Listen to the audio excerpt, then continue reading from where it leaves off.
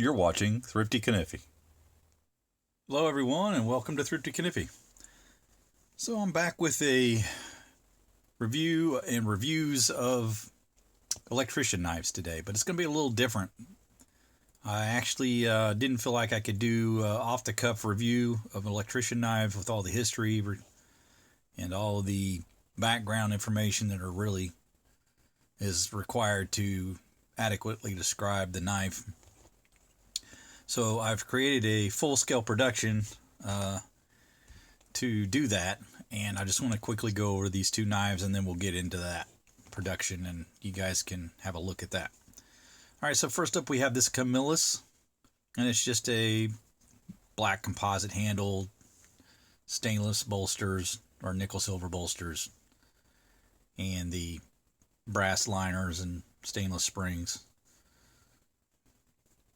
You've got some stainless pins there and a bail. Very typical type electrician's knives. This one's by Camillus. Take a look at the main blade so you can see the tang stamp there.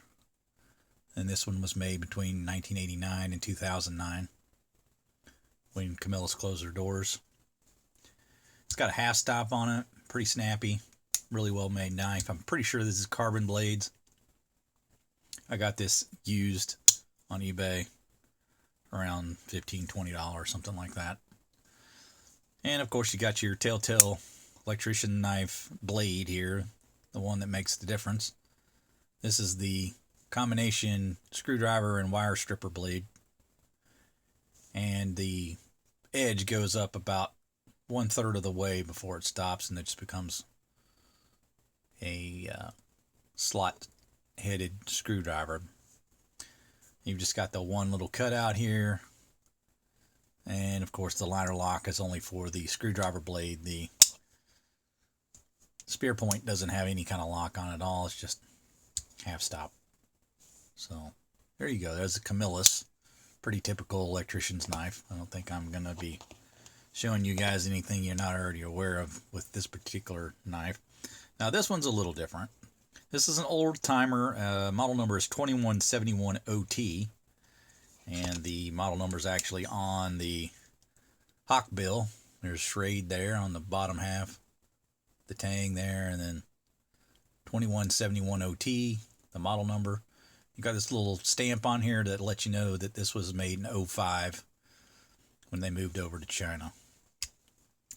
But it has half stops as well and a bail. Got these saw cut Delrin handles in black, and then the shield is actually molded into the plastic. It's not a separate piece. And then you've got some little nickel silver or stainless, it's probably stainless pins here holding it all together, and looks like a stainless bolster as well. Brass liners, stainless springs.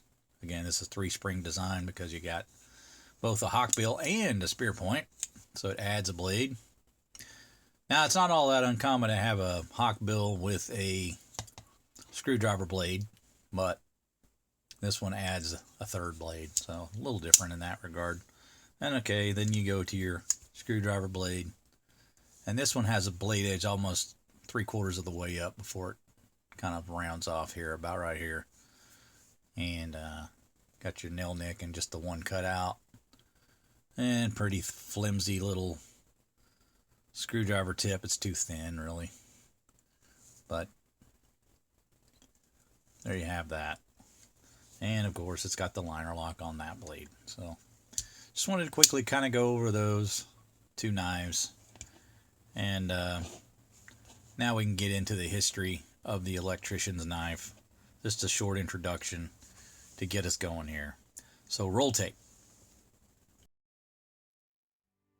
The electrician's knife is one of the world's best-selling, most recognizable knife patterns. The earliest known examples date from sometime between 1917 and 1919, when the United States government called for design specification TL-29 for use in World War I. The TL standing for Tool for Linesman. While the knife has been used in many branches of the military and also sold for civilian use since its inception, it is thought that the initial and primary intent was for utilization within the U.S. Army Signal Corps, where it could be used as a tool for removing wire insulation from communications cable. The electrician's knife has become synonymous as simply the TL-29, and those knives marked as such on the handle are identified as military issue. Early versions of the TL-29 had a 3 5/8 inch handle length, primarily made from wood. The two-blade set consisted of a main spear point blade and a secondary combination slot screwdriver wire stripper blade. Early versions of the TL-29 had two cutouts on the wire stripper blade, which locked in place internally when opened. The release coming by way of pressing down the main spear point blade while it was in the closed position. It's been said that more than 250,000 early versions of the TL-29 were made for the military. These early versions are sometimes referred to as signal core knives to differentiate them from later versions of the TL-29. By the 1930s, the TL-29 had been modified to be larger, changing the closed length from 3 5/8 inches to 3 3/4 inches, which made possible for longer blades. The screwdriver wire stripper blade was modified to include only one cutout, and the locking mechanism was changed to a liner lock consistent with the type patented by Watson and Chadwick back in 1906. Early examples of these larger versions had wooden handles stamped TL-29 and added the inclusion of a bail. During World War II, the electrician's knife was being issued both individually and in kit form. The kit was the TL-33, which included the CS-34 double pocket leather belt pouch, the TL-13 cutting pliers, and of course the TL-29 knife. The double pocket CS-34 pouch was custom made to neatly carry both the pliers and knife. The electrician's knife has been manufactured by dozens of different knife brands and companies. Nearly all prominent knife brands have made a TL-29 electrician's knife at one time or another, either for government contract or civilian use.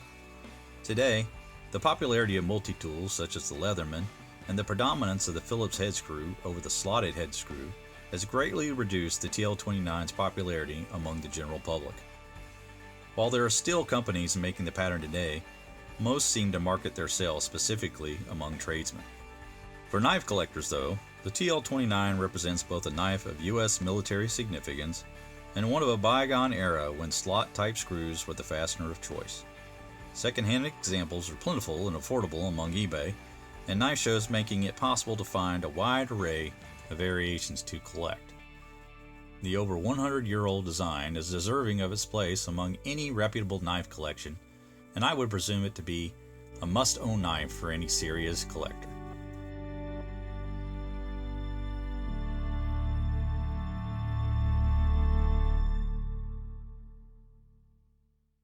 Alright, so welcome back, guys. I hope you enjoyed the production and give you some information that maybe you weren't aware of.